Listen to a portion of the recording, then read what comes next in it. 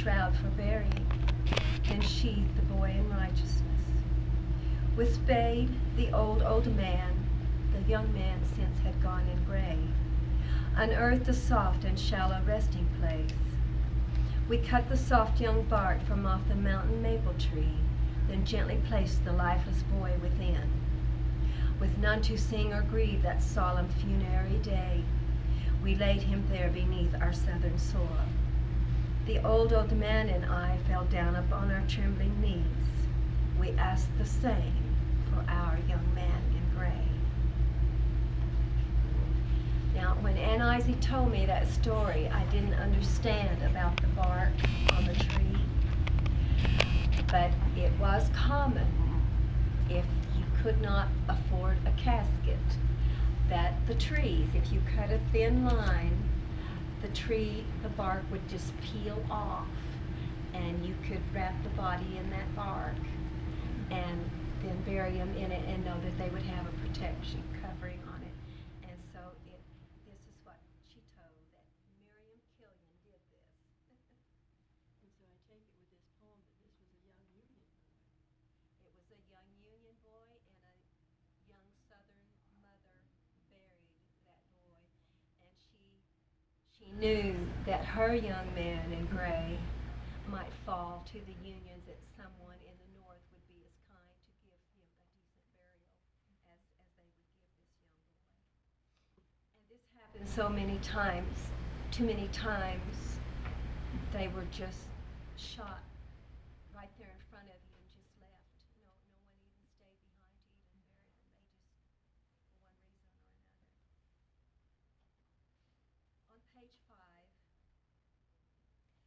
this is a story when we went to see our Aunt Virgie Robinson, told about the cows and the cattails. A foreboding hush fell over the Blue Ridge Mountains. In readiness, haste was made to conceal and defend against impending raids. Guards from the picket lines warned that soldiers were crossing Cataloochee and on the road to Waynesville. Even the small farms were not being spared from hungry, plundering troops. Milk cows were hidden deep in the dense stands of cattails, growing in pigeon shallows. Sugar-cured hams were taken from smokehouses, wrapped and buried beneath cool soil. Chickens were quickly shooed away to roost in red oak trees, and eggs were hidden with care. Not even the wild blackberries clinging to their thorny vines would be overlooked or left behind.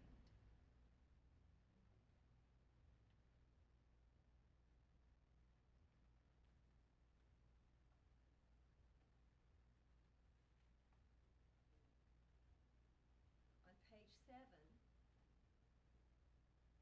this is a story about the timekeeper who John Pinckney Meese carried over the pink beds. Are you familiar with the pink beds? The pink bed? The pink beds. No. Well, what are they, Charles? What are they? Go across Pisgah on 276 toward the water.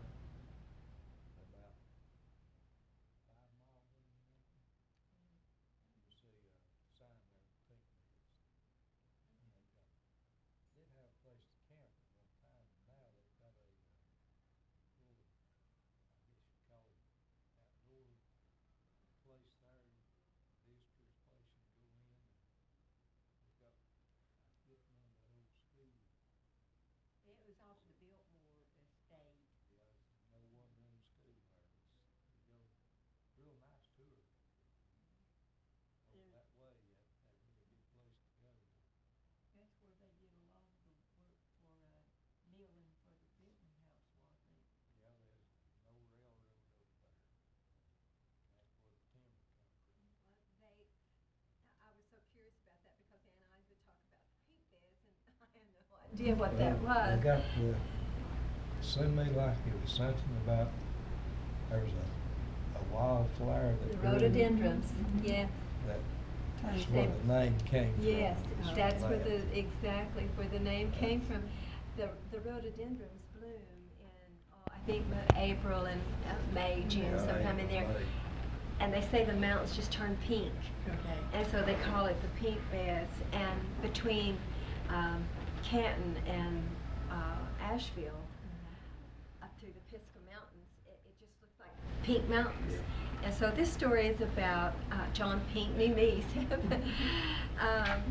who had ordered a clock, Kathy, from... He had I don't know where he got his clock from, but he had a clock that Aunt Virgie had. Yes, Aunt Virgie had this clock.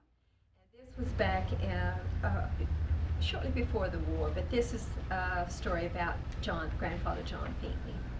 In the early days of June 1856, it was a tall mantel clock he carried through the pines and pink beds across Pisgah Mountains to home. Rhododendrons bloomed in pink profusion. He gathered a few near Pigeon River for his dearly beloved Mary.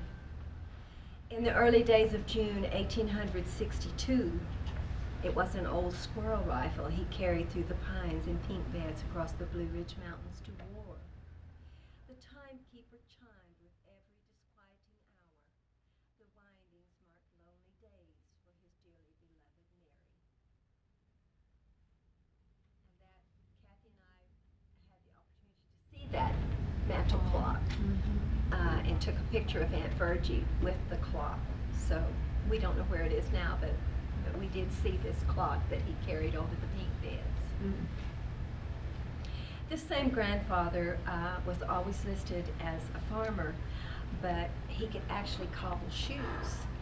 And so when you think about the soldiers and all the miles that the soldiers had to walk, he became a really popular fellow. A pocket full of tacks. We're on page 8 now. He was a common farmer still. He could cobble shoes with nails, pegs, or tacks. He left his mountain home in leather brogans, designed to last a soldier's marching in ankle-deep mud or snow for a year, perhaps more, but never for 2 or 3. When new boots were scarce, when rain or mud seeped in, and feet were not quite bare, if there were broken soles or pieces of leather spared, he could patch up or repair.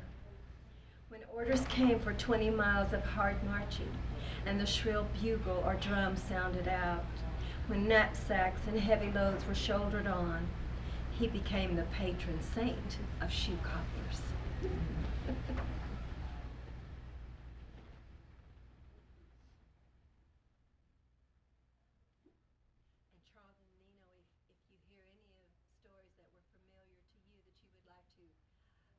Elaborate on, please do.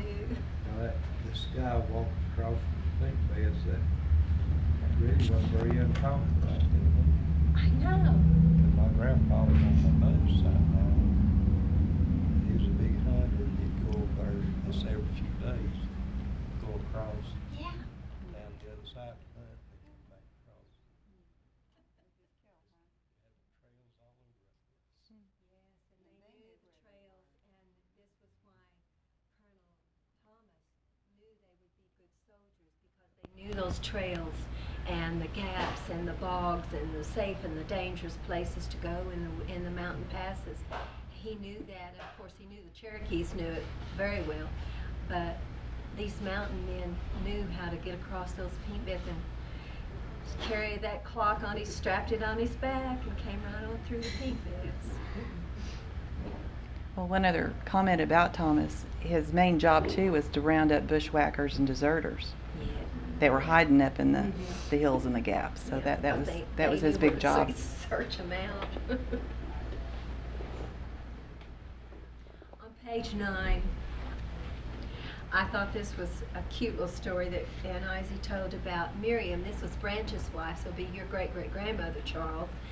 The little tiny woman, looked like she was about maybe 5 feet tall, and her name was Miriam Killian. And this is a story Aunt Izzy told about Miriam, who lived down on East Fork, and letters home were very important to the women and the families left at home, and she was very anxious to have a letter from, I think they just called it pigeon,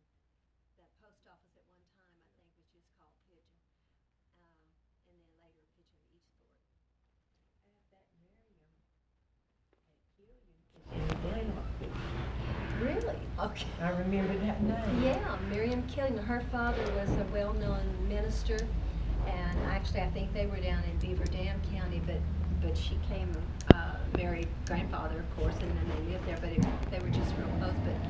But I believe it was her father that was a minister and had a Methodist church. I think it was the Methodist church in Beaver County, Beaver Dam. Silently, a mountain morning broke over 5 hills along the east fork of Pigeon River. The mailman had failed so long to ride his route for dreaded fear of roaming renegades. She waited for a written word somewhere in the beauty of the Great Smoky Mountains, a word from somewhere in the ugliness of civil war.